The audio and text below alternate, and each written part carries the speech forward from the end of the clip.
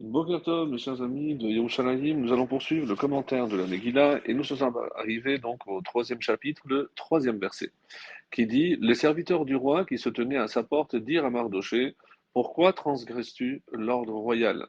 Nous avons vu que Mordechai avait été le seul à se refuser de s'incliner ou de se prosterner devant Haman, et comme on l'a expliqué la dernière fois, il avait un contrat qui le liait comme étant son esclave. Et les serviteurs lui ont dit: Mais qu'est-ce que tu as de plus que nous pour ne pas t'agenouiller, et surtout que est-ce que parce que tu es juif, tu te sens plus fier que nous, alors que c'est un ordre royal, on pourrait te dénoncer au roi et ainsi trouver la mort parce que c'est contre un décret royal que tu t'opposes? Et Mardoché leur a répondu: Comment l'homme peut-il être ou fier ou orgueilleux, lui qui est né d'une femme? Les jours de sa vie sont courts et il naît dans les pleurs et les cris et il grandit dans l'angoisse et les soupirs. Et à la fin, de toutes les façons, il retourne à la poussière. Je ne peux m'humilier et me prosterner que devant le Créateur du monde, toujours vivant, et lui seul mérite la louange.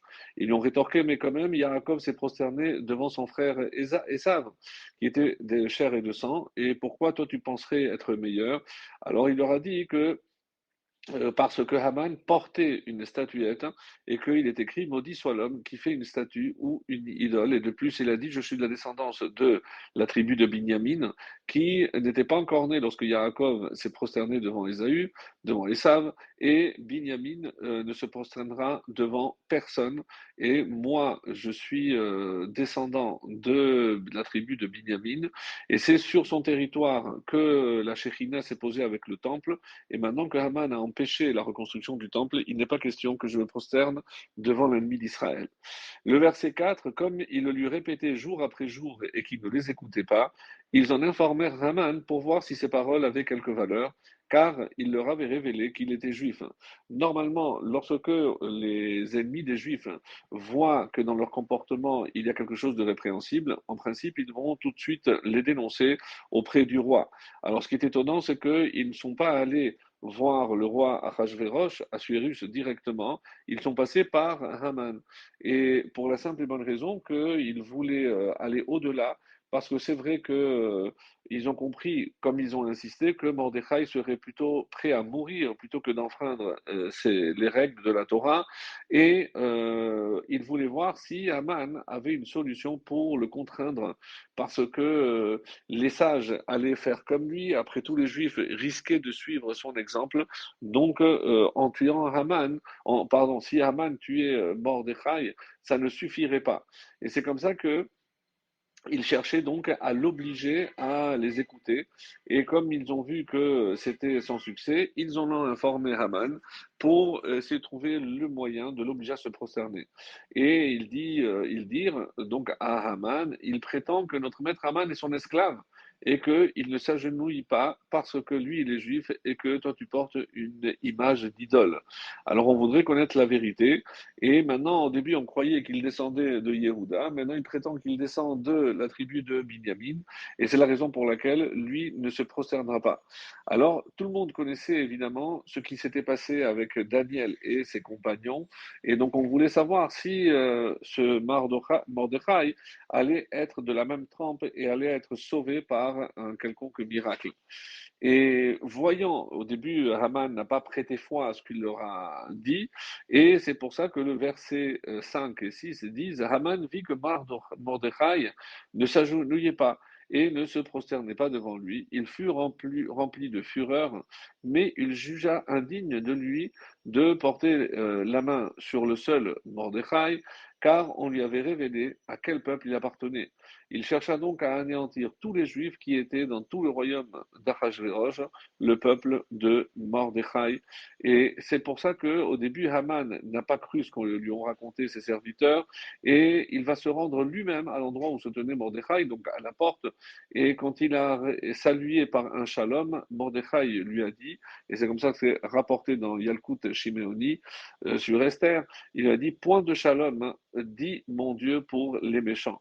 Et il étendit à nouveau la jambe pour lui rappeler, donc par cette plaque, qu'il était son esclave. Là, il s'est enflammé de fureur et il s'est dit: Comment je peux me débarrasser de ce Mordechai et le mépris qu'il est en train de diffuser un petit peu partout. Donc il était honteux de s'être vendu. Il voulait évidemment récupérer, mais il aurait fallu avouer devant le roi qu'il avait épuisé tout l'argent et les vivres, et c'est ce qu'il ne voulait pas. Donc du coup, il a décidé de porter atteinte à Mordechai. Et comme il était très très orgueilleux, donc il ne regardait jamais en face la personne, et c'est pour ça pardon, qu'il ne s'était jamais rendu compte que Mordechai ne se prosternait pas. Et il savait également, comme le rapporte toujours le Midrash du Yalkut Simeoni, qu'en tant que juifs, ils ont un devoir de rabaisser la descendance de Amalek.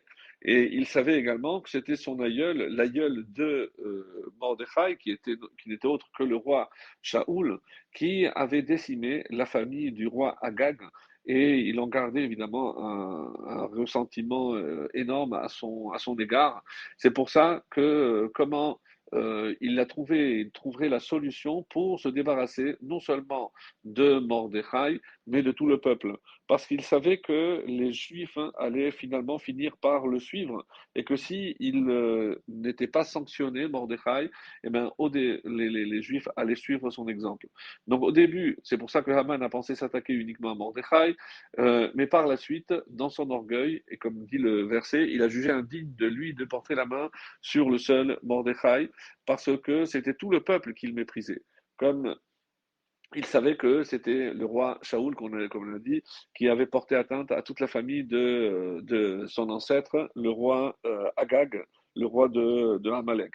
Et c'est pour ça que il va changer d'avis, et il a dit de tout temps, les Juifs ont haï Amalek parce que c'est justement la loi de Moshe qui les oblige à non seulement ne pas oublier, mais aussi à effacer leur souvenir. Alors on va jamais finir. C'est pour ça que même si je tue tous les sages, les Juifs qui resteront continueront à haïr les descendants de Agag, et on ne pourra évidemment terminer avec cette histoire. C'est pour ça qu'il a décidé d'anéantir tous les Juifs qui étaient dans le royaume d'Assuérus, jeunes et vieux, femmes et enfants, en un seul jour, pour qu'il ne reste plus d'ennemis d'Amalek dans le monde. Et Achashverosh, les ayant tous sous sa domination, serait évidemment beaucoup plus facile. Et c'est pour ça que Haman ne souhaitait que ce soit les Juifs qui tuent Haman lorsqu'il allait évidemment émettre cet édit, ce décret d'extermination. Il penserait que c'était le Mordechai qui était le coupable, et ainsi il n'aurait même pas à porter la main sur Mordechai, ce seraient certainement les Juifs eux-mêmes qui porteraient la main sur Mordechai. C'est ce qu'on verra évidemment par la suite.